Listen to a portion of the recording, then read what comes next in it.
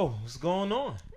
I'm doing all right. How are you doing? I'm doing good. Thank you very much for coming on the podcast. Well, thank you for having me. I really appreciate it. You live right by me, so I had to pull up. You know, there's a block party down the street. Like, yeah, you're gonna go check it out after this? Nah, they had too many like inflatable, like, you know what I mean? I didn't see nothing on the grill, so I'm like, nah, I don't think I'm gonna go there. That's the thing. I was just telling you. It's like you gotta know.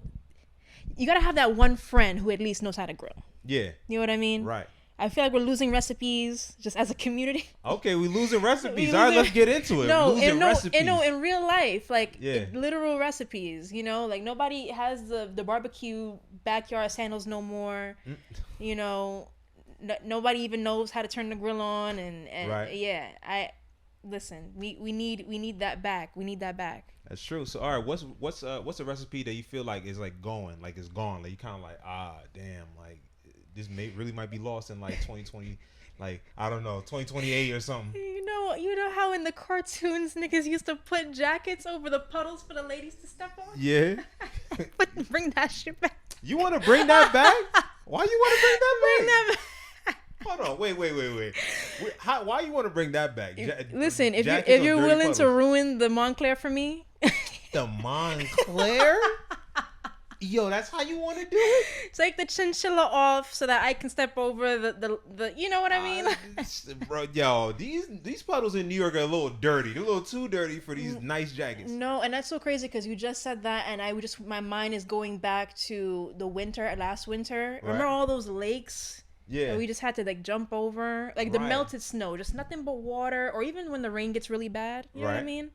And you want a jacket? Yeah. So so you want one jacket on a lake. That's what you want. You want one jacket, like a little, that's basically putting a napkin in a fucking pool. That's just like, all right, here you go. No, a real one would have jackets on stock just to, so, you know, have like a bridge. Okay. Montclair bridge. A Montclair bridge. So every man needs to own at least 5 Montclairs for all the puddles in New York when it's raining or snowing. For real, no, it's true. And also, I'm sorry, what you got on? Just show them. Show them what you got on. Lift your foot. And yeah, here people. I got I got toe socks.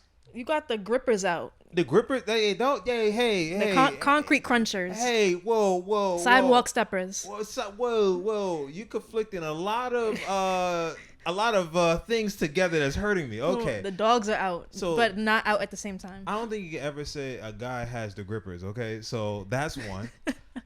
Second, these are soft, okay? My feet are delicate, okay? So these are not concrete steppers, all right? Contrary to the popular belief of Africans having tough feet. I heard of a dick print, a coochie print. This is my first time seeing toe prints. So toe prints. Check the toe print. That's crazy. That's literal camel toe thing going on. I should have warned you before I invited you to this podcast that I wear toe socks. Yeah. That is. Yeah, I'm learning something new about you. Yeah, I'm sorry. Yeah, I know some people get with like toe, but the toes are covered. Still not. All right, so look, I'm gonna put a blanket around here. Just pretend that this is all one entity right here. It's not even toes. This is a foot. Yeah, no, we don't have feet anymore. The only thing that exists in this universe is this couch, and just there you go. Yeah. If it becomes a problem, I'll just lift up this carpet and just put it under there. So then you don't have magic carpet. There you go. That's hilarious. I really didn't do the right protocols. I'm like wearing just toe socks, and you're like, hey, what the fuck? I was like, what is that about? And I damn, I waited for the podcast to start. This is good. They need to know that I'm kind of eclectic when it comes to socks. Yeah, the people gotta get to know you. They gotta know a little bit. I like socks. Yeah. Everyone like their thing. Yeah. So yeah, these are my socks. Shout out to toe socks. Anyways. So I remember when I asked you, I was like, I want to be on this podcast. Right. And the one thing I wanted to tell you now that I'm here is like, you got advice for every fucking thing. Is you just like, I just now I know who to go to if I just need instructions where it's like, okay, how can I jump somebody? but in like a fair way. Okay. You know what I mean? Like like a group fight, planning like a group fight. Just ask some advice now. What is like a fair way to have a group fight? That's a good question. Nobody group fights anymore. Everybody wants to shoot and kill and. Yeah, there's an art. There's an art to it. There's an art to it because you kind of have to feel out like the vibes, right? Yeah. So first of all, when you get into a group fight, it never starts. It only starts with one person. It usually starts with one person. Sometimes you get like, yo, who's this? It's like a beef. It starts with like a one person, 2-person beef, whatever. Right. So even when it's about to be a group colliding, there's somebody that's going to set it off, right? So you need to know who's the one that's going to set it off, right? Because if you're not the setter offer, then you can just make it look bad. Because if you know how to like not throw a punch right and you like miss or do something weird, it just throws everything off. Now you throw the ensemble off, motherfuckers be like, yo, I think we're gonna lose because this person throw the wrong hit first. Yeah. Like you try to be like the general that missed, then it's like, well, nigga, we about to lose the war. Now you didn't even hit. That's one important key, is that you gotta at least know who the leader is in both group fights. You know what I mean? Because that's the one that needs to call the shots. Right. Like, you go this way, I go this way. It's like, remember that story of that guy where he was like, the nigga swung his body. You remember that? Yeah. He swung his body and he's like, wow, like he's going crazy. Yeah. I love that. That wasn't even really a group fight. I think it was just the world against him. I mean, shit. But see, that's who you want in the front, though. Because he's going to hit something. He's going to try to hit something. Yeah. So if you like the one that's kind of like chill, but I'm riding for my boys or my peoples or whatever, you just hang back a little bit. The leader has to have dealt with some opposition in the past. He needs the world against him. Right. He needs to have active ops. Whoever they are. It could be the world. It could be his cat. It could be, you know what I mean? Not the cat. His childhood. Whatever. Oh my gosh. Ops. So you have him in the front. And then, facts, yeah. So you need to know your role, basically, in a group fight. You need to know if you the setter offer, if you got a lot of ops in your mind or in real life or whatever. And then that's how you maneuver. So when that group fight about to happen, you just know how to react. So you just like, all right, let all the people who all crazy and they fighting this and that, they go into the front. Then you just usually kind of works in itself. It just kind of match up where you kind of see the person who's kind of like a little hesitant and kind of like is there one person in the group that's gonna be not with the fight? The pacifist, like, he's a 11-out fighter. No, you're gonna have to fight, my love. I'm sorry. Right. Yeah, he's the one. Yeah, this person's doing like this. They looking with their hands up. They're not even going forward. They're just going in. They're going like this. Like, yo, I don't know. The people that setting it off, they going in front. They looking. You see them, they hunting. They like, where the mother? He nervous as fuck. He was like, damn, I should have been at work today. Yeah, but oh damn, what happened if I get a record? I don't know. Damn, the cops and this and that. Is this a felony? Is this a misdemeanor? I don't know. Like you can see all in the face. Like, oh my god, I don't know. Like they assessing. So you just gotta know your role in a group fight. Yeah. Yeah. So I got some advice from knowledge. There you go. You just Yeah, that's the thing. I feel like sometimes I lack that street knowledge, and I feel like you got that street knowledge. You know what I mean? You don't got no street. Come on, you got street knowledge. Where you from? East New York. Oh. East New York, no street knowledge, and she's alive. What are you talking about? Look at you still. But that's the thing. I'm just like, a pedestrian, a civilian. I don't bother nobody. I just do my thing. I just walk and. Yeah, but you all right? You have been in some rough situation before, though, right? Oh, yes. Yeah. I remember one time there was a guy. So I was walking from the train station in my area, and I was just on my phone, or I had my phone with me. Right. And I could see from the corner of my eye, like a couple shadows, and I hear guys' voices and stuff. So I'm like, all right, let me get a tight grip on my phone just in case. Right. Right. So I was right. And so say that's your phone, right? So he reaches to grab the phone and run. Yeah. But because I have the tight grip, he didn't really get it. His hand slipped. Yeah. So I was like, okay, so he didn't get it. So now I think maybe somebody else is gonna try to come back towards me again. So I have to be ready for that. And I was kind of pissed. I was scared, yes, but I was also pissed. Yeah, East New York was coming out. Yeah. Like, who the fuck this nigga think he is trying to get my phone like this? Now I'm about to set it off. No. I mean, you probably is. No. So then, the second guy came around, like he came in front of me, and my first instinct to do was just I punched him. It wasn't even like a hard punch. It was just like a little Right. But I still got the message across. Okay, yeah. I thought it was gonna be like a brawl. I thought that all the boys were gonna jump me. I thought that it was gonna be like I thought it was gonna be worse. Right. But I punch him, and then he steps back, and he's like, "Bitch, what's up?" Oh, and then I just maintain eye contact with him as I'm walking. He's not walking. I just continue walking. Oh, I mean, yeah, that's crazy. Okay. Yeah, that's one thing. You know what I mean? But what about you? Like, you ever been? Because I've heard stories, not even about like this area, but just friends who have been like, oh, I like your watch. Yeah, or I like your coat. You from here? Right, you know, things like that do happen. I mean, the one notable one, I'll say this is my first one, is actually just getting knocked out or whatever. You know, I say this, like, it's basically a situation when I was younger where we went to the store, we rode our bikes to the store or whatever, right? We went inside the store, and then a group of dudes just came and like took our bikes. It was me and my two cousins, and we're trying to, like, you know, they just took our bikes and just went out all over. And one of my cousins was like, yo, just like chill, I'll go ahead and like try to get them or something like that, right? So while we're trying to run for the bikes, we dropped our food. So a couple dudes, I guess that was around or whatever, just took the food. So we come back and we see these dudes take our food. So we run up to them. I run up to him because my cousin, I don't know where he went. I think he just like ran or some shit. And I'm like, yo, that's my food. And he's like, he had his food, like literally he had the food right here in his hand. And he's like, yo, I don't know what you're talking about. I'm like, yo, that's my food right there. I see my food that I bought. That's my food. He's like, yo, I ain't got it. So I try to reach for it. He punched me. He just knocked me out. Oh shit. It was 3 dudes. I reached for the food. It was like some bigger dude, like he was like in 8th grade, just pushed him out the way, just knocked me out. Shit. I ended up right there on the ground. I was like 7, 8. Oh shit. Yeah, got knocked out. That's too young to be knocked out. Oh no, that was the best thing ever. Oh my god, you serious? I learned so many lessons getting knocked out so early in life. Oh my god. Well, okay. Well, what did you learn? And then also, where did you wake up? You woke up in the same spot? Yeah, I was on the ground. Like, were you missing things? I missed that moment of what happened. I mean, but missing items, like, I mean, you were 7 or 8, right? I didn't get my food back. Yeah, I didn't get my food back. You know what I mean? I was like done. I was just like, I mean, at least at 7, you ain't got no gold chains and nothing like that. They could just pop off, or, you know, wallet or anything like that. Thank goodness for that. I mean, yeah, thank God I didn't have too many responsibilities at that time. Exactly. I lost my bike, some bags of chips. And it is what it is. Yeah. That's it. Yeah. So I learned a valuable lesson. I learned that, you know, food is not that serious. It's really not. Right? It's really not. And now, what meal were you about to eat at 7? Like, I know you didn't have the whole, like, you know, curry chicken and the rice and the oxtail. I know you didn't have that full plate. No, I had chips, oatmeal cookies, and like more cookies. Right. Yeah. And at that age, that shit was like what? $2, $3? Yeah, $2. And like, look, if they didn't punch you in the face, I could have had diabetes by now.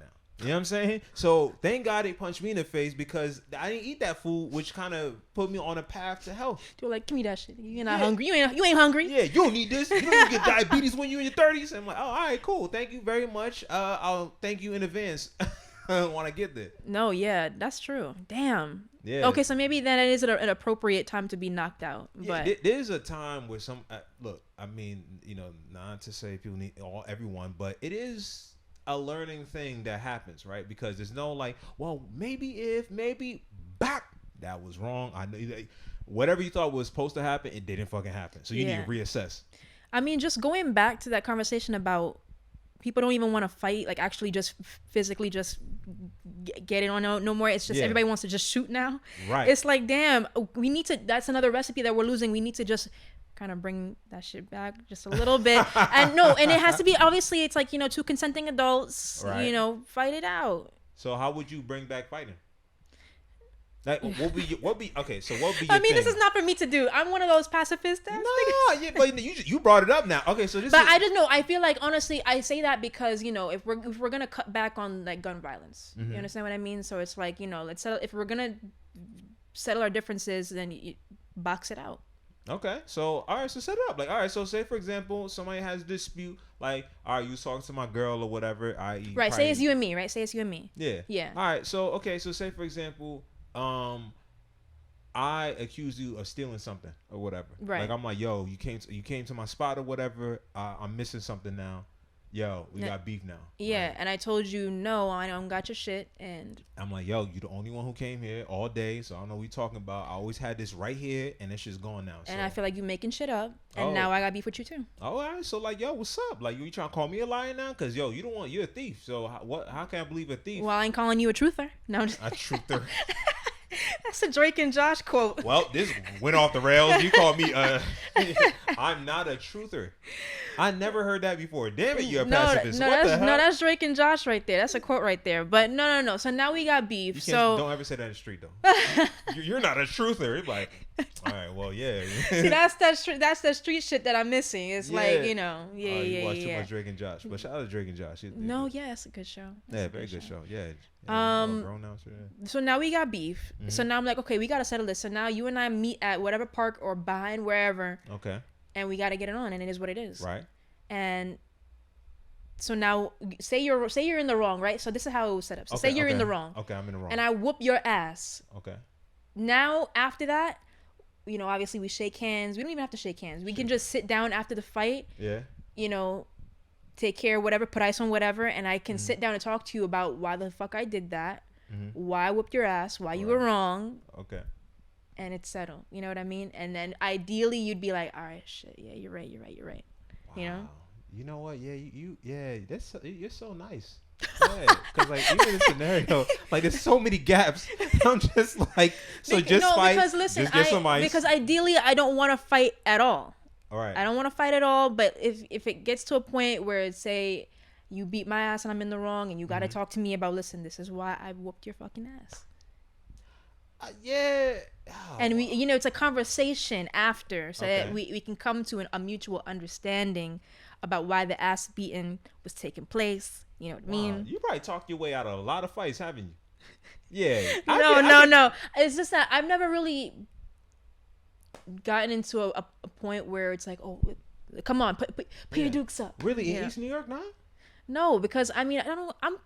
I'm cool for the most part. I'm cool with everybody. You know what I mean? I Especially in the area, I'm cool with everybody. Okay, but like sometimes, like, I mean, just shit happens. Like, you know, somebody just don't agree with your. Yeah, you know, I mean, let's be real. I mean, that thing with that guy with the phone and that could have escalated. And I did, you know, throw the first punch, but it was in self-defense, obviously, because I just was in fear and all that shit. Right. That's good. You know, not good in what happened. I'm saying good in that you didn't have to go through. You know, yeah, because I would have went left so quickly. That could have went left so quickly. Yeah. Interesting. Okay, because you know, I think the eras really mean something when it comes to fighting. Like, you know, like I'm early 30s or whatever, right? So like fighting or whatever, that was just like default. Whereas now, like how old are you, if you don't mind me asking? I'm 24. 24. So like when you growing up, like that's fucking like shooting was like starting to be like the dominant. Yes. Thing, right. Yes. So that can be So I can see. Okay, that's interesting. Yeah, 'cause I'm talking from a perspective where like shooting was a thing. Like entirely, it still happened, right? But it was like more fights. Oh yeah, for sure. You know what's so crazy too is that this happened. Okay, so let me tell you a story of that happened a couple of weeks back, or maybe like a month or two ago, right? Right. So I'm driving up to my house and I'm parking. You know, I'm calling it a night basically. You know, I'm ending the night. I'm parking by my house. But you know how when you reverse and your little camera thing, I don't know if you have a car, but that little camera thing where you can see behind you in the car. Right. So I'm seeing this guy like run and duck behind my car. Ooh, and I'm like, and mind you, this was like a month or two ago. Yeah. By my house, right in front of my house. Right. So he's running and ducking. So I'm like, I stop obviously because I see him behind me. So I'm like, all right. Then he's running to the left. So I look over to the left. Right. And he's like running and ducking, and he has like his partner pretty much. Yeah. And they both got guns in their hands. Ooh. And I'm like, you know what? I sat in the car for a little bit, and I was like, because it's the timing. You never know when the timing is right to get out of the car and go into the house. Yeah. Because it's like, okay, if I step out of this car right now, they could start shooting at any minute, and I'm not in my car or in my house. Right. You know what I mean? At least I can duck somewhere. But I was like, okay, I sat in my car for a minute because I was like, I don't know what time to hop out this car. I don't know if I should like start maybe running as soon as I get out the car, but then running might escalate things. I don't know. But then I got back in the house safely, and I just heard a bunch of yelling. No shots fired, thank goodness. But I was like, no, this is really crazy. Damn, that's great. Okay, so you've been in some shit. Yeah.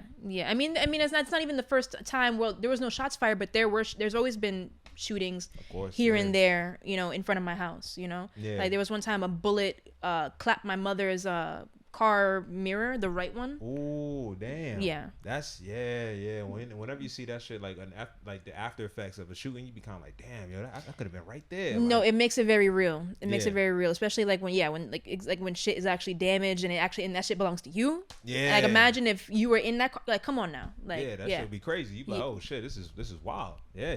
Yeah. Damn. All right. So you grew up in East New York or whatever, and you grew up there like most of your life or whatever. Yeah. Okay.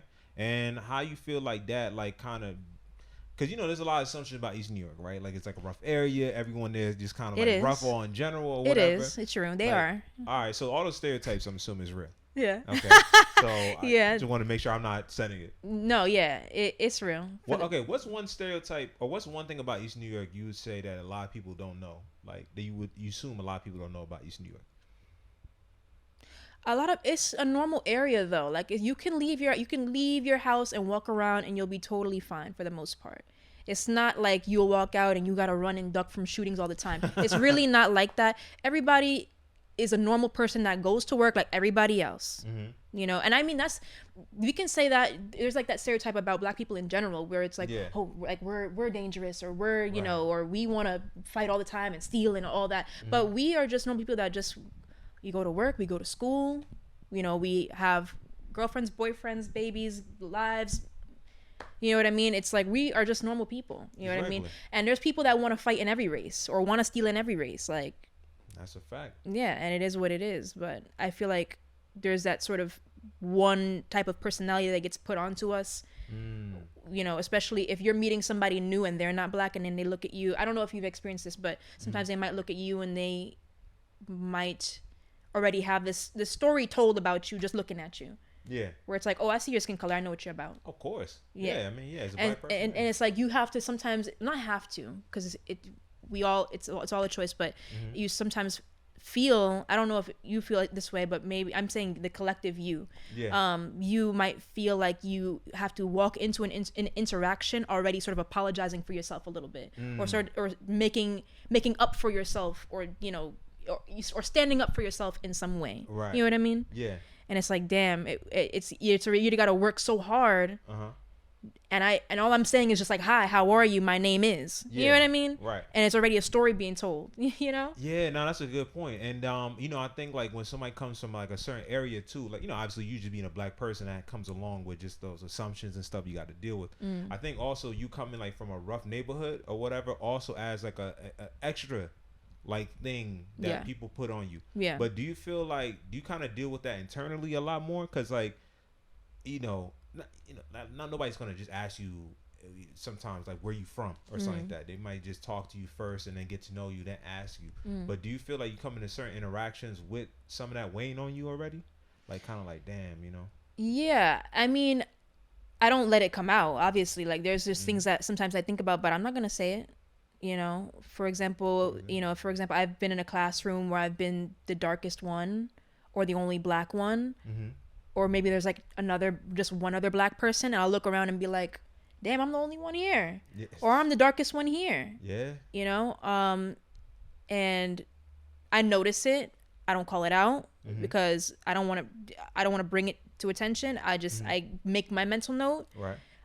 Because. And that mental note to make is very important too, because you, especially if you're trying to, if you already have like a mind that is very aware of how race works and how just society works, it's like making that mental note, you already kind of know how things might play out. You know what I mean? With being the only black one in the room or being the darkest one in the room, you already know how shit might play out. Yeah. Like, okay, I already know how this might go. If it doesn't go that way, okay, great. But if it does go the way that it might go, then it's like, damn, I already kind of figured that. You know what I mean? Yeah. That's an interesting point. Yeah, so I guess it weighs you in terms of like you just kind of knowing where it's gonna go or whatever, and that can get kind of stressful. Right. Yeah. Like, so that's the internal thing for me, where it's like, okay, I'm seeing this, and I'm just from me seeing this, I already kind of have an idea of how this might go. Yeah, that is stressful. Yeah, because sometimes you can, I don't know about you, but sometimes you just watch somebody and like somebody from a different race or whatever, you can just see like they just don't have to deal with that extra whatever. You know, like just in terms of what they do, like, you know, sometimes I make a joke like sometimes white people, they might just be like just free, you know, just be singing weird and this and that, whatever. And you be like, damn, that's a privilege right there. No, and it's so crazy because I and even when we look at, you know, when we were younger, you know, discipline was very important. Like we couldn't just go running around and jumping on shit and being a kid, basically. Like we couldn't be like exploring and discovering, because it was like, sit your ass down. And it's not even our parents' fault really, because other people will look at us at that age, look at us differently. Like, damn, like they're acting up, they need that their ass beat. And mind you, we're not even really doing anything wrong. It's just we might be like climbing on something, or maybe like running around or whatever, not even really being disruptive, but it's, for us, it's always like, sit your ass down. Yeah, always. But, you know, now maybe you see it too, where it's like children who are not black, it's like, oh, okay, you know, they're doing their thing. Yeah. And we gotta take that out of our brains, obviously, because I feel like even us black people, sometimes we might have those misconceptions like internalized as well, just because it's been, you know, conditioned by society. You know what I mean? Right, that's a fact. So you know, in case people don't know, you also Panamanian as well. Sorry, my refrigerator talks. I don't know why. It's probably hungry. Anyways, ain't got shit in that fridge. Yeah, ain't got shit in that. Apparently, yeah. I'll be lying if I say it did. That shit like, you know, it's like I'm hungry. I feel you. I feel you. So, you're also of Panamanian descent. Yeah, my parents are from Panama. Okay. Yeah, so it's crazy though, because they're both from Panama, and they're from the same place in Panama, Panama City, but then they met here. Wow, interesting. Like, damn. Okay. I mean, is Panama City a big place? I don't really know. Well, Panama is like small, just yeah. From looking at it on a map, I'm like, damn, okay. You been out there? Or? Yeah, like lots of times, and it's great. You should go. I think you'd enjoy it if you went. Because you've been all over, right? Yeah, I mean, you know, I've been around, you know. Yeah, but I think you should go. I think you didn't really enjoy it. And if you do go, let me know, because I want to know how you feel about it. Yeah, definitely. But yeah, they met here, but the Panamanian population here in Brooklyn is humongous. Yeah. Maybe low key too, because like, you know, low key. Exactly. Yeah, you just like, you don't really meet them as much as you would maybe like a Dominican or a Jamaican or whatever we got going on in Brooklyn. But when you meet them, it's like, oh, okay. Yeah. We just the black Spanish people. I mean, that's from my experience. The Panamanians that I've met, I've never met a Panamanian who wasn't black like me. And okay. Yeah. So do you feel like that adds a, you know, 'cause I know sometimes Spanish culture could be like that, like dark skin light skin thing going on or whatever. Yeah. Is that like something that happens between like Panamanians and like other races and stuff like that? You mean colorism?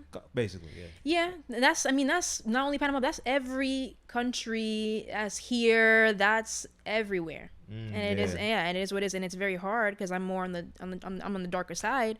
But I mean, I don't really, within my own family, I don't really deal with the colorism. You know what I mean? And then there's varying skin tones in my family, and there's some lighter, but I mean, we don't really pay any mind to that. Yeah, I mean, like most Panamanians I met are like dark skin, like yeah, so, like, you know, yeah, especially here in Brooklyn, a lot of us were just this color or even darker. Yeah, so yeah, that's actually interesting because like, I mean, how you know, you probably won't deal with it because everyone is dark skinned, like, or something, or, you know, I guess. Well, yeah, here, yeah, but in Panama it's a little bit different because Panama, there's all kinds of races in Panama. Like you got white Panamanians, Asian Panamanians, black Panamanians. Yeah. Oh wow. Yeah. Okay. Interesting. I didn't know that. Yeah. So I mean, there's like that. There's this word. I hope I'm not, because I'm not really like a Spanish speaker. But no, not really. I mean, I can understand it, and if people are speaking Spanish, I know what they're talking about for the most part. But when it comes to having a conversation, it's like, nah, I'm good. That's like. Don't tell me you say that when somebody speaks Spanish to you, like, you know, ¿cómo está? Nah, I'm good. I'm good, papi. I'm good. Yeah. Nah, I'm okay. You know. No, papi. Yeah. You do that thing with family, like, no, it's okay. No, you know, I'm all right. Exactly. If I just do an accent, it's like, oh, you know, like, oh, okay, she cool. Yeah. Yeah. All right. She don't want to. She don't want to. Hilarious. Okay. I respect that. But there's this word, I think, that's like, you know, if they call you, for example, if they were to call me negrita or negra or whatever. So only some people could say it to me, and it's fine, but other people cannot. Oh, really? Who's other people aside from white people? Like people who are just not black, you know? Like, okay. Yeah, like if I'm in Panama and they were to greet me like, oh, negrita, ¿cómo estás? It's like, no, Sometimes it's like right. no, unless I mean it's whatever you allow, right? So if I'm cool with it, then whatever. But it's typically a word of disrespect for the most part. Yeah. Okay. So we said like non-black people. What would that be in Panama or whatever? You know. I mean, it's the same here. Like they got white Panamanians, Asian Panamanians. They got indigenous Panamanians. It's okay. all kinds of people. Yeah. And that's the same for every country. There's black, there's white, there's Asian. You know. Yeah. Man, because every time I hear that word, it obviously it triggers you, because when you go up here, you hear that word, you be like, oh shit, because sometimes you just hear it, like because negra is like black, right? Yeah. It's like that's what they call just black in general. Yeah. So you hear, you be like, yeah, all right, that's the word for black. I get it. Yeah. But, and that's the thing. So it's like if you go to those countries and they like if someone you don't know tries to greet you like, oh negrito, no, don't allow that shit. Yeah. Okay. Yeah. And especially because you're not from there, they'll try to be slick with that shit. No, don't do that. Yeah. Okay. Yeah. Do they got that shit out there where like how like rapper like rap now like you got a lot of people saying nigga and shit like that you be kind of like. Probably. Yeah, probably. I don't really listen to the music from there, but probably. Okay. Yeah. You don't listen to Spanish music really? I do, but it's like, it don't be like the hard shit. I just be listening to the girls. The hard shit. What is the hard Spanish song? It'd be like the sexually explicit shit, and it'd be like the hard like reggaeton or whatever. I just that's literally the hard shit. Yeah. It's like I just listen to the girls that talk about shaking their ass and the fashion and okay. Oh, so wow, so it's not even about like the N-word or whatever. It's just like, oh, papi. Da-da-da-da. Okay. That's how it go? All right. Okay. All right. You about to go in. No, yeah. I mean, I would have to like actually play some examples. We should like do that at the end, like some songs to recommend. Yeah, that's actually would be dope. Yeah, because reggaeton, I would just be hearing it. I don't speak Spanish, so like if I be hearing it, be like. I guess explicit. I mean the gangster shit. You know what I mean? Where it's like guns and shooting. It's like that's not what I'm talking. I'm talking about just like the girls that talk about sex, pretty much. And you be dancing to that shit, like the guns and like, because I mean, some people, you could dance to it because it's a nice beat. Wow, oh, that's so crazy because like you got gangster, you got like drill music and shit, and like the dance is very drill. Like, I love drill. Yeah, we gotta do like some song recommendations at the end or some shit. Like, yeah. I mean, fuck it, we'll do it. Yeah, drill music, but it's like the dance is very simple. Like kind of like maybe you doing like this or whatever. You kind of like just moving, but like like the reggaeton, it's like motherfuckers be like really getting into it. You're right. Yeah. Like, man, so they be talking about shooting and shit in there. I thought it was just a whole bunch of like I mean, I don't even know. I ain't gonna lie to you. I just be just knowing the beat, Yeah. I know. I just appropriated something. I'm gonna let you sit with that for a little bit. Look, I went to Dominican Day Parade. That's the only thing I understood. I thought it was saying Cuba or whatever. I don't know if they was. Do you even know the song? I don't know. Like I feel like I know what you're talking about. Like if I were to hear it, I'd be like, okay, I know what you're talking about. Cause like it just Dominican music is very hilarious. Because it just no, it really is. No, they're fun too. Yeah. And they love to put too many niggas on one song. It'd be like one song with 8 people. I'm like, wait. Really? And the verse be like 30 seconds for 8 of them, and it's like this is too many people on one song. Oh shit. Okay, what's the difference between reggaeton and dumbbell music? Don't ask me. I don't know. Oh, okay. I'm sorry. I just inquiring. I don't know. I didn't know this was no quiz. Well, I thought you knew. I mean, I didn't want to. No, I definitely don't know. You got to get like someone that's more like.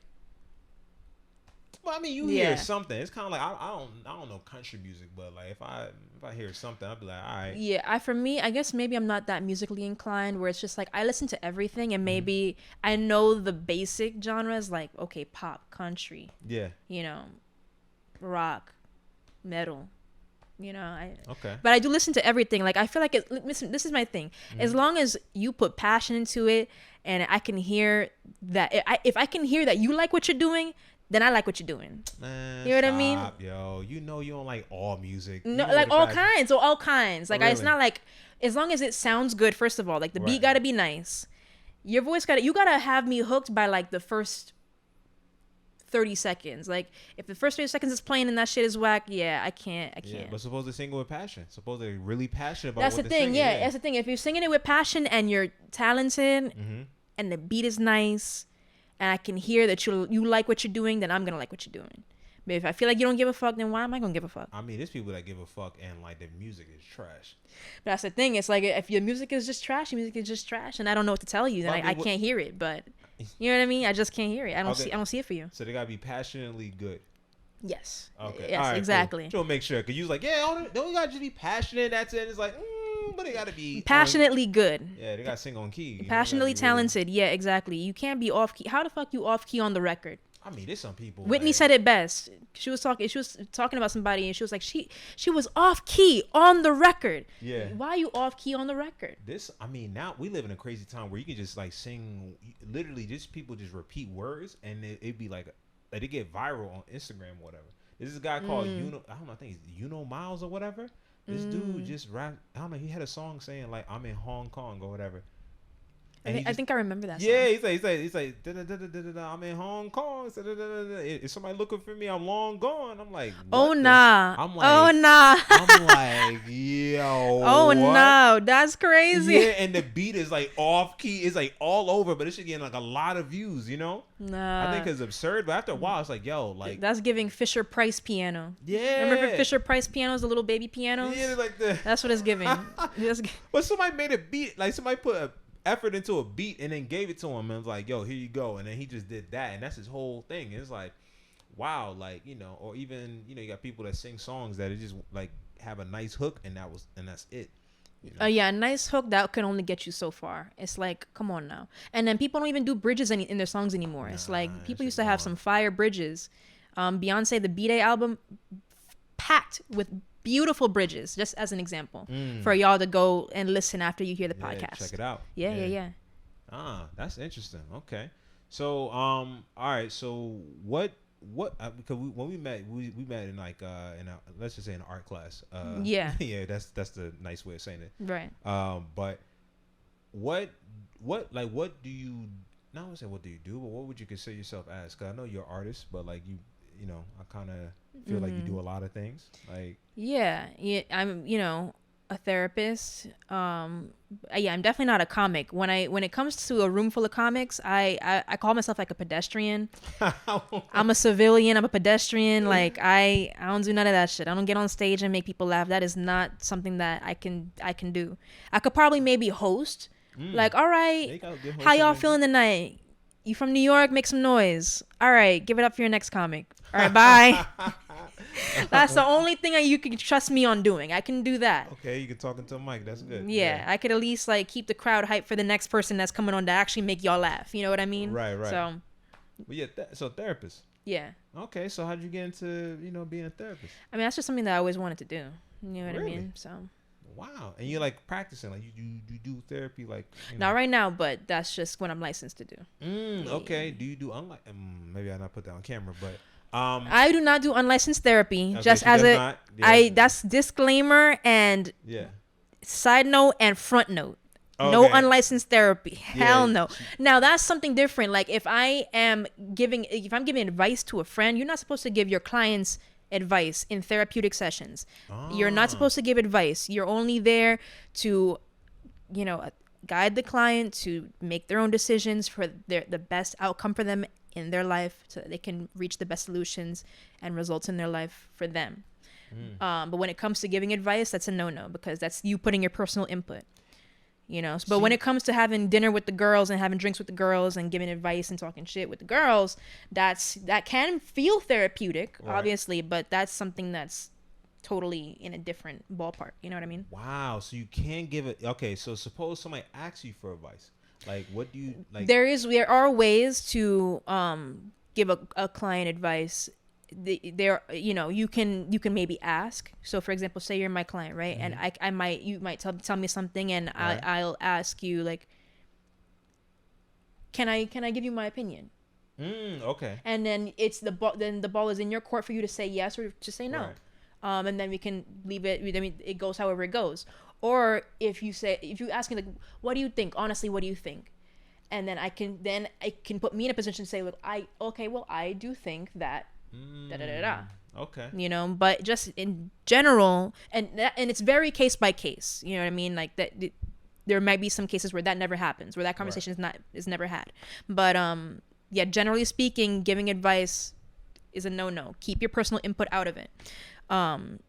For those who want to be in that field in the future. But interesting. Yeah. Okay, so only advice you can give when it's asked. Right, and even that is like case by case.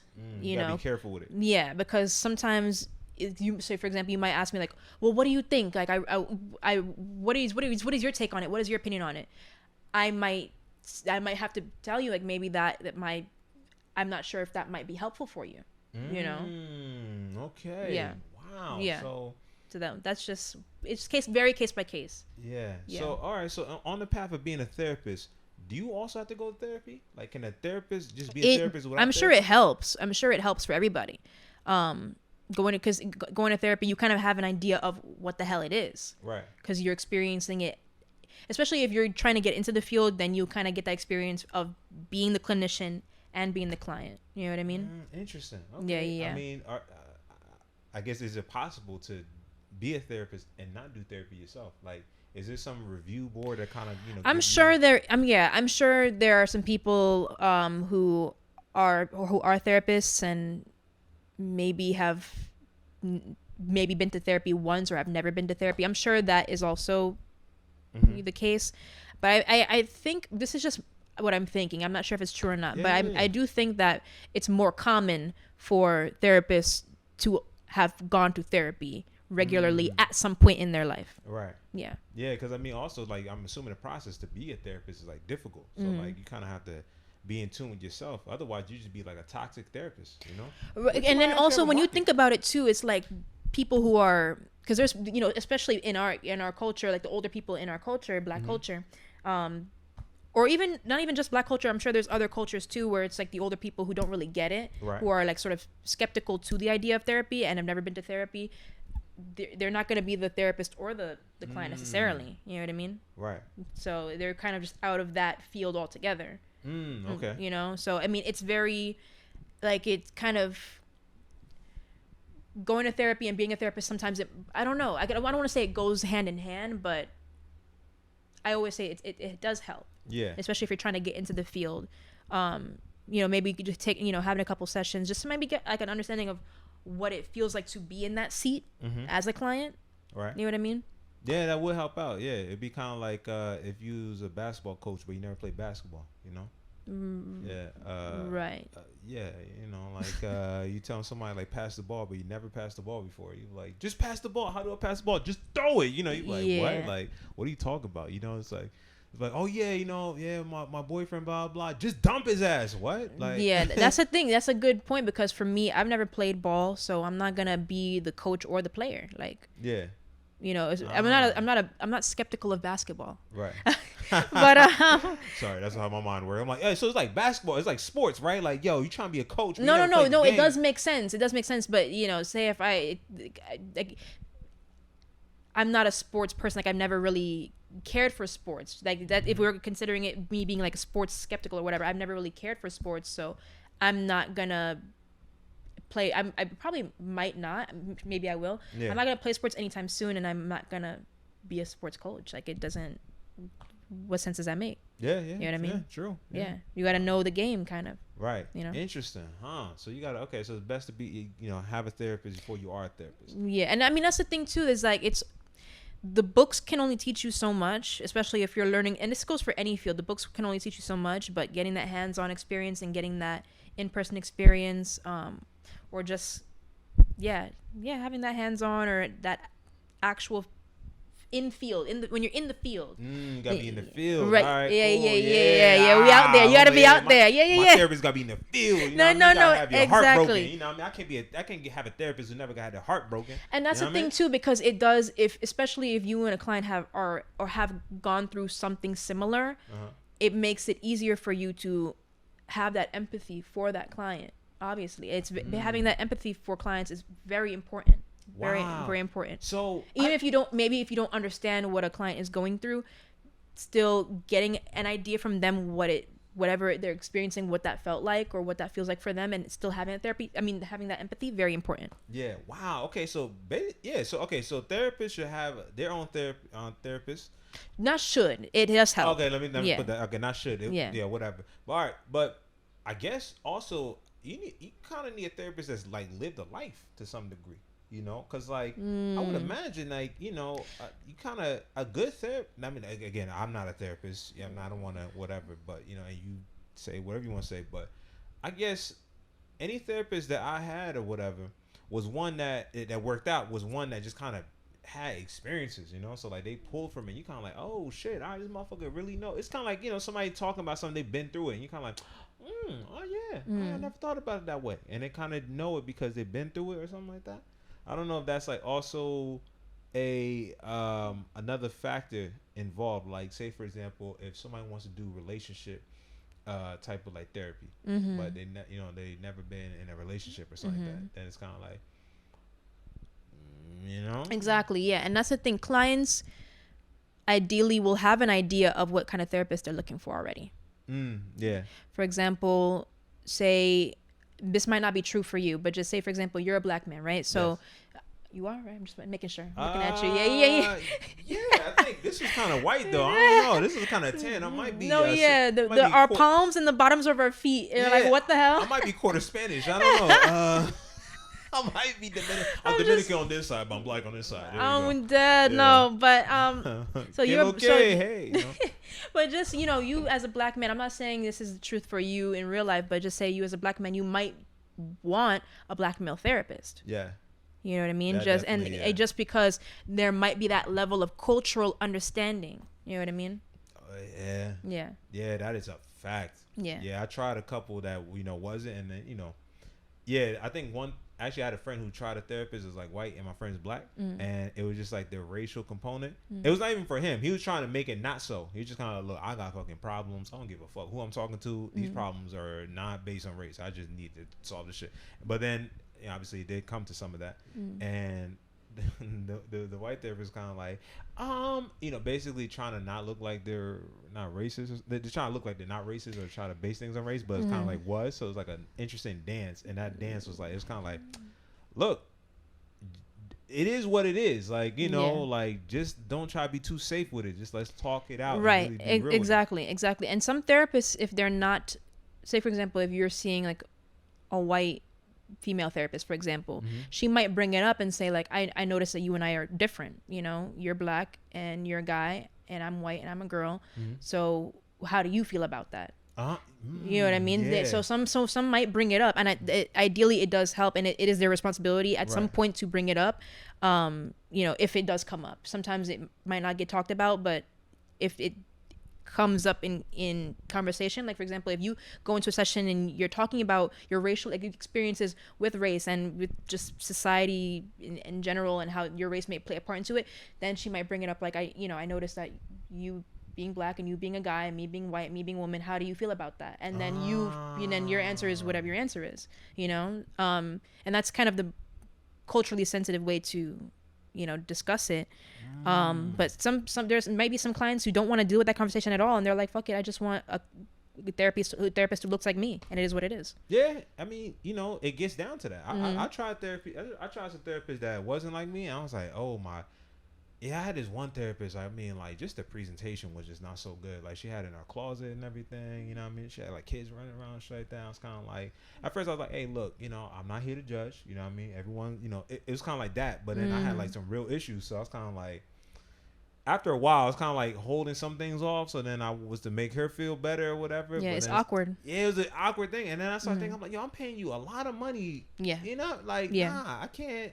I have to just treat this like dating, like kind of like, yo, all right, like if we clicking, we clicking. If we not, then nah. No, that's very true. It's like, yeah, and that's the thing. Some clients are not going to want to deal with that, and they're just going to want to just have a therapist that is similar to them, not only in race, but in other ways as well. Whether that be gender or whether that be, maybe they live in the same area, things like that, or maybe they've experienced the same things, or they. It's very case by case. Yeah. So what's your background? Because I know we talked about me being Panamanian, but what's your background? Yeah, so I'm Liberian. So like both my parents are from Liberia, West Africa, and I was born here, and I was like the firstborn, like out of a whole entire family. Oh my gosh. So like that was one. Yeah. So basically, it's like that connection to the culture, like Liberian culture, was like strong because like they just got here. So it wasn't like they grew up here and then they figured it out. Like, we're all figuring it out. So that really affected me. And, you know, all my cousins and everything, like, grew up around the same time. Some of their parents came at the same time. So it was like this weird, it was like, not weird, but it was like this dope bubble of, like, just Liberians, like, all in one place. And we were all just trying to figure it out. So even, like, the way I used to talk and stuff, like, I used to talk with, like, an accent, a strong accent. Really? Yeah, I used to tell people, like, yo, I'm from here. They'd be like, no, you're not. And I'm like, no, I am. Like, I'm born, like, we're born in the same hospital. We talking about it. They're like, nah, you're not. Like, bro, I had to convince people for a long time that I was born here. Wow. Yeah, because the way I carried myself, the way I talked, the way I ate, the way I, like, looked at things was, like, all Liberian. And people, even from Liberia, they're like, oh, yeah, so where in Liberia you from? I was like, oh, actually, I was born here. They're like, yo, what? It's like, nah. It's like, everyone's confused. Like, I don't know if you did you grow up with, like, an accent or whatever growing up? Or? No. Nah, okay. No. I grew up with, I've spoken the same way since I was able to speak. Nah, yeah. Lucky you. You had to do that. Lucky. Woo! I was trying, you know what I mean? Yeah. Oh, my God. That was, like, some real shit because I just couldn't because, like, you know, everyone around me talked in an accent. So, like, you know, the way I had to talk, I had to, like, really, like, know how to, like, you know, I had to really, like, listen.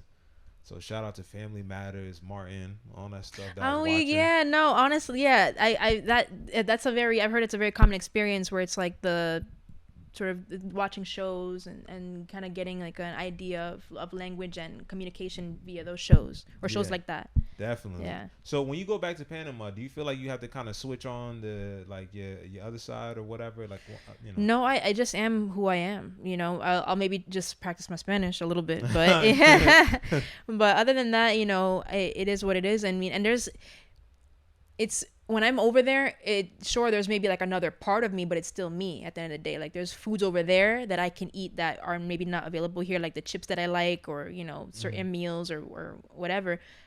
So that's just, but it's still a part of me when I go over there. It's like, okay, well, what foods that I'm always going to like those foods, you know what I mean? So, but it's like when I go over there, it's like, okay, now I can have these foods. Right. And just experience this part of me that comes out when I'm in this country. You know what I mean? Okay. Yeah. So, and I'm sure it's maybe this, I don't know if you've been back to. Yeah. It definitely is like, it kind of happens immediate. Like, actually this switch happens when I talk to other African people or Caribbean people. Like my accent just kind of just comes up. And the way I talk, the way I did. So it's like, depending on who I talk to or what environment. If I'm back home, if I'm in Liberia, it's like completely like on the way I'm talking, this and that, whatever. It's like crazy. So, but it's still you. It's all still you. It's still me. Yeah. It's actually weird. It's like it's me and like there's different facets of it. You know what I mean? Yes, so like exactly. I'm kind of like, all right, like, you know, this is like this side. Because sometimes I'll like talk with an accent to some people and they might be like, oh shit, like what? Like, you know, they may not understand. So it's like, you know, sometimes you do have to just tailor the way you may say certain things. Yeah, you know what I mean? and that goes for like it's code switching in a way, you know what I mean? Where it's like I might if me and you are hanging out with some other black people, there's gonna be a way that I talk that is one part of me. Yeah. And then with some non-black people, I might sound a different way. You know what I mean? And like even with this camera on, you know, this podcast is gonna be shown to not just black people but all kinds of people. There's a way that I'm speaking now. It's all still me at the end of the day. You know what I mean? That's a good point you bring up too, because like, you know, when it comes to code switching, you got a lot of people on different sides of it. Like somebody be like, oh damn, you're not keeping it real, like, you know, you kind of selling out this, not whatever, and other people might like say like, nah, it's like not or whatever. Yeah. Or, you know, some people take it to the real extremes and like have like a clear cut, like sometimes you don't even know who that person is. So that's a good point you bring up. It's like at the end of the day, do it all, whatever, you know, side of it you on, it's still you. You know, and we're all multidimensional. So like somebody from East New York can be into anime, you know, and that's not a lot of people from East New York are into anime. Really? I feel like being into anime is very much like, it's kind of not a rite of passage, but I feel like a lot of black guys, and especially in that area, especially a lot of just guys in the hood in general, like they like anime, and it is what it is. Am I wrong? Yeah, I mean, yes, it wasn't. You know, it wasn't as like open as it is now. Because that wasn't, from my experience, it's like even the guys who were like kind of tough and like kind of popular, I guess, and like we're cool or considered cool. Yeah, they were into anime too. They watched the same shows. Okay, you know, they obviously they weren't in the gym class doing that little run with the arms. But I don't think anybody was doing that. They won't get punched in the face. Definitely, they didn't run. But they were all, they all knew the characters of Dragon Ball Z. Like they all watched it, and it was what it was. Yeah. There was, some people probably were more into it than others, and then maybe. But see, Dragon Ball Z is not. Okay, let me push back on that. Dragon Ball Z is not an anime that you say like you watch anime. That's just like a Dragon Ball Z. It is anime technically, but it's not like one. It's like a generic show. You know what I mean? It's like a cartoon that's dope. I guess yeah. See, it's accessible for people, I guess. It's highly accessible, especially for a young dude. It's somebody needs to get beat up all the time to get stronger, and like Super Saiyan, big muscles. You're better than me. I need better than you, and all this stuff. Like it literally is a whole bunch of dudes with no shirts just fighting. It's basically wrestling. Right. It's basically wrestling with aliens with weird hair, and they fighting all the time, and they're just getting punched in the face. Every episode was just getting hit in the face. And I bet somebody from the hood was like, "Oh yeah, this is what I do." This is me. Yeah, I see somebody get punched in the face. This is all right. I bet some dudes in the hood. They're like, I know what that feels like. They're like, yo, Goku was doing what? He did like a little gut punch? All right, bet. I won't take that with me. You know what I mean? Yeah. Yeah, you probably learned a lot. So you watch anime or? I used to, but it's just hard because I like the original audio, like the original voices. Same. But with that being said, I can't go to different tabs. When you watch a show, but then you go to different tabs and just do your own thing. It's like, damn, I gotta really pay attention to this shit. And sometimes I don't want to do the fucking English dub. I don't want to. Oh man, that English dub can be trash. Yeah. Sometimes it's funny, but funny doesn't mean good all the time. Yeah. You know what I mean? But I think I might get into it at some point again. What I used to watch this one called, it was like Oran. It was like a host club. Interesting. Yeah. Okay. And then I liked Princess Jellyfish. Mm-hmm. And I think what I want to, if I'm gonna watch it again, what I want to get into is Sailor Moon, probably. Sailor Moon. Okay. Yeah. That's okay. That's I like the girly ones. I mean, that's good. Yeah. Don't watch the other ones. The other ones get dark real fast. Yeah. I mean, I don't mind the dark ones. Like Attack on Titan. I was gonna maybe get into Attack on Titan, and I heard that one is really, it gets there. Dark. But I also really like the girly ones. I like Sailor Moon sometimes, So I mean, I might get into that if I start watching again. But that's the thing. It's like the English dub I heard is funny, and it is kind of good. I heard, but I think Sailor Moon one? Yeah. Okay. Yeah, I heard that it's okay. The English dub, so. Sailor Moon maybe I could flip flop too. It doesn't really matter, I could flip flop and maybe turn the subtitles on or turn the English dub on. And you do it in the middle, like you do it like mid season or mid show, like you just switch in between. I could, sometimes I could. Whoa, that's fucking wild. No. Switching between sub and dub. Oh, so wow. It'd be a whole different story or no? So you watch an anime and like blah, blah, blah, and then you just go to yes, I must. Like you switch between the two. In mid? Oh, that's crazy. Your mind doesn't explode when that happens? No, they say things probably a little differently, or they might word things. The sentences might be worded a little bit differently, but what you mean not? It'd be a whole different show. Oh my gosh. Okay, we need to address this. Yo, anytime you watch a show, the original version with the original talk and everything, that's the real story. That's the real, because they're coming with the emotion. Like it's like, all right, the way you speak in real life, all right, if I spoke like Spanish or whatever, if I speak in Spanish, I'm my whole emotions into it, my body, everything. Am I speaking a different language? There's some words that can't translate into English. Yeah, but like, all right, it's like, okay, so that makes sense to what you're saying, because there's some words that you cannot put in English. Like if I speak 0.5% of Spanish, right? Mm-hmm. So if I try to speak Spanish, I'm saying the same thing, I'm gonna be nervous. I'm gonna be like, hola, ¿cómo estás? Muy bien, gracias. You won't get your point across and your emotions across. ¿Cómo te llamo? Right. Like for me, I'm like, hey, what's up? How you doing? Yo, what's your name? Like, I'm talking different. Yeah. So like the English one, to be like, literally, you be hearing or reading, like it be something crazy happen. Somebody getting hit in the face, and it might be like, you hit me. Oh my God, this hurts. You like you don't even sound like you getting hit. Well, they speak in the middle of it, they're like, no. You be like, oh shit, yo, they really getting hit. Like, oh shit. Yeah. It's a completely different emotion. I don't know how people do it. I would love to get into voice acting. I feel like I really could. I feel like I have the voice for it. You know what I mean? Yeah, you got a nice voice. Thank you. You're a therapist. You're artist. Well, you consider yourself an artist. I consider you as an artist, but I don't know. Thank if you. I agree with you. Yeah. Okay. But do you agree with yourself? Yeah. Yeah. A little bit. Yeah. If you say so, then yeah. Yeah. I mean, fuck it. Why not? You know. Why not? Everybody's an artist in their own way. You know, everybody has like their craft, or they not should. But everybody, most likely, it's beneficial for them to have a craft in some way, and to master that craft in some way. You know what I mean? Yeah. Or try to master it. You know. I mean, shit, and you're gonna be like the most artistic therapist out there. You know. Could be. Yeah. I mean, shit. And the people need it. You know, like a strong black woman that is a artistic therapist that watches anime, both English and the original version at the same time. We need that. I'm gonna let you sit with that, and I'm gonna sit with that too. You know what I mean? I don't let the people sit with that, because that is, I mean, it's whoever can do that, that's a strong therapist. That means you got like some mental fortitude. Yeah. Damn, you do it midway. That's wild, yo. That shit crazy, yo. I mean, I don't watch it. I don't watch anime right now. If I get into it, you know what? Maybe if I get into Sailor Moon, I'll just do the original. I'll do the subtitles and just get that original story, and it is what it is. Because I feel like sometimes with the English dub too, they be taking shit out. Yes. You know, or switching shit up. So I don't. Yeah. Yeah, I mean, like, you know, any show, to be honest. I don't watch anime as much as I used to, but like Netflix movies, you do see that like the emotions are a little bit different.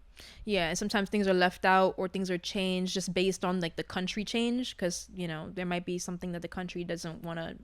It does. It really depends. It really depends. Yeah. Definitely. Yeah. So you got anything coming up, like in terms of you know, like any future projects or any type of like thing you would like the people to know about? No.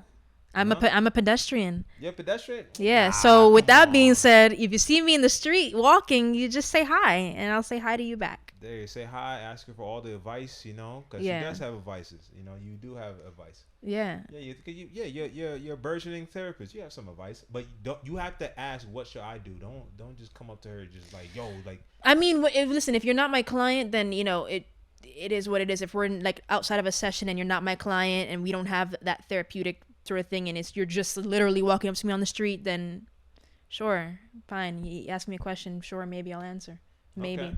But we said a lot about advice or not giving advice, so all of that, I hope that all sinks in.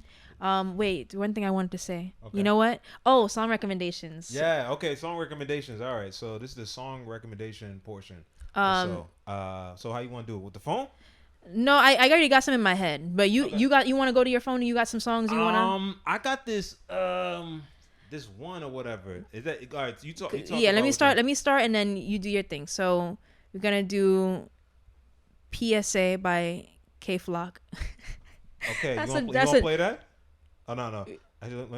There might be some copyright bullshit, so you might not want to play it. Yeah.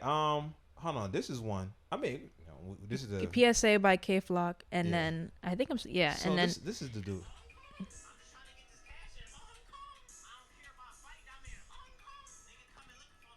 This is my first time hearing it.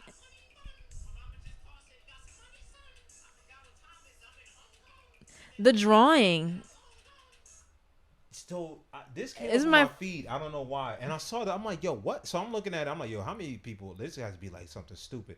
And this dude has a huge following. What is the following? I mean, 142. But that's big. No, that's enough for that shit. That's enough for it to reach people. Yeah, and I'm like, the music is reaching people's ears. Yeah, sorry to break your ears, whoever heard that, but I just had to let it be known that that exists. Yeah, that's really out there. Yeah, and people draw like it's like an actual artist that draws people and shit. He like drew that, and I'm like, oh, he has real fans. That's crazy. Yeah. But, you said you had one K. Yeah, Fashion Freak by, I think her name is Isabella Love Story. Isabella Love Story. Yeah. All right. Yeah, so those are my two songs. There was one drill song and one song that's in Spanish. Isabella Love Story. Isabella Love Story, yeah. She has a song called Fashion Freak that's great. Fashion Freak, okay. Yeah. Put that in there. Yeah, and PSA by K Flock. That's the song that I've been blasting on repeat. Copyright infringement. I know. Yeah, copyright infringement.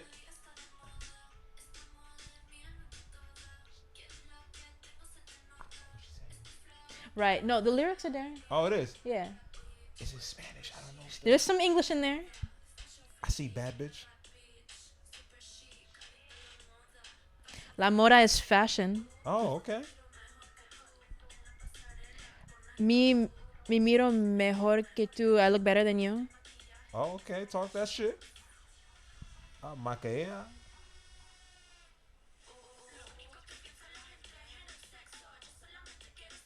Zapatos shoes.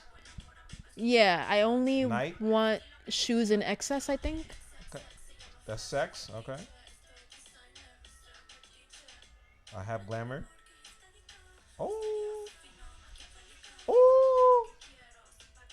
Ah. Ah. I like how you played the Spanish song first, but and not the drill song. I know you low key afraid because if you Fucking neighbors here gonna think I'm no, yeah, no, that's the thing. It's like with drill, it's like I feel like sometimes you can't blast that shit in certain areas, and it's like, yeah, I don't know. K Flock what? PSA. Oh, that came up first. Oh, they started with this. Yup. Oh shit. Hey, hey, hey, hey. Hey, we get sturdy on the couch. Hey, we get sturdy on the couch. Hey, hey.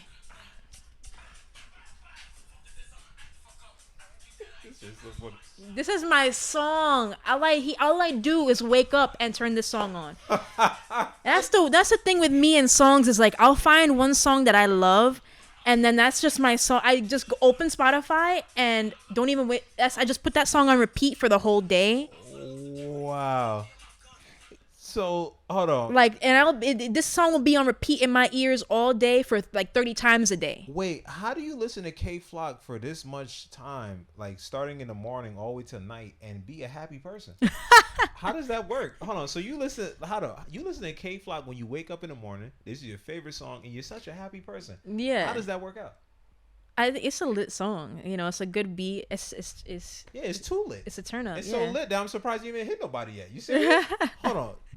It's a turn up song, you know. It's well, it's not a turn up song. It's not. That song is not about turning up. It's turning you up, and you got to do something about it. No, exactly right. That's turn up in a different kind of way. But no, it's just for me. It's like it's when I turn it on. It's like it's party time. Like, hey, oh shit. Okay. Yeah. Wow. So this is your alarm clock waking up, and then wow.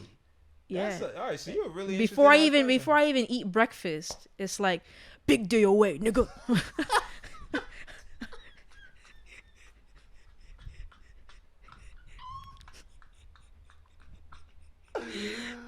Oh shit, yo! You come to your bowl of cereal, big day away, nigga. Yeah. No, very true.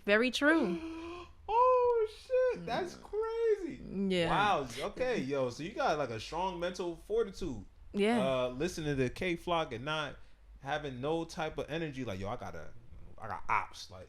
No. It's party time. You know. Okay. Again, pacifist. So you don't have ops, okay? No, You don't have ops? I like peace. I like peace of mind. But you know, some people don't want peace; they want violence. Big D way. That's what I'm saying. You big D way, nigga. Yeah. See, look, anyone talking like that, they got ops. My only ops are I hate the N word. I hate negativity. You know what I mean? That's the N word you can't say around me. Wow. That's that N word that I don't tolerate. Negativity. Oh, it's so cheesy. Negativity boy. and nonchalance. Okay. All right. So yeah, you got some energy. Okay. All right. I respect that. Yeah. Don't be nonchalant. Don't be negative. You know what I mean?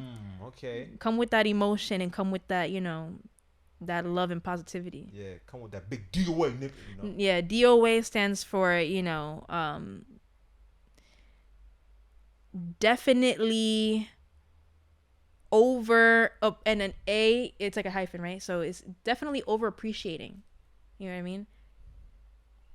Definitely over appreciating. Yeah, with life or well, that's the thing, you can't over appreciating, but in a positive way, or it's like, wow, I really I'm over appreciating this, but probably I should, or maybe DOA, maybe it could stand for something better, like definitely. I don't know why they use always definitely. Yeah. And then Definitely opportunistic. Okay. Always. Big DOA, nigga. Yo, you need to be a marketer, yo. I never. Definitely opportunistic, or definitely optimistic always. There you go. So if you need a marketing person to change your acronyms to something positive, here you go. No, yes. Yes. All right, let's give it up for Julisa. Julisa. Unless, well, you know what? Sometimes, yeah, in the Panama shore, it's Julisa. Okay, all right. Julisa. So, yeah, you called me. You made me feel like a bad person there. No. Yeah, I was like, I try to be respectful. I was like, Julisa. She's like, no, Julisa. Well, here it's Julisa. Okay, so you. Julisa. I'm not in any means. Julisa. Julisa. Okay, so just Julisa. Just Julisa. Okay, just Julisa. Just Julisa, yeah. Like Prince or Beyonce, and then I'm right there next to them. Prince, Beyonce, Madonna, Julisa. There you go. The greats. The greats. There you go. And the great in the making right here. Julisa, everybody. Thank you very much for coming on. Big DOA, nigga. Yeah, you see how big the DOA is in our arm there. Definitely optimistic always. Yeah, optimistically always. It's there. Yeah. All right, thank you. Yay! Yeah. Let's wave to the camera.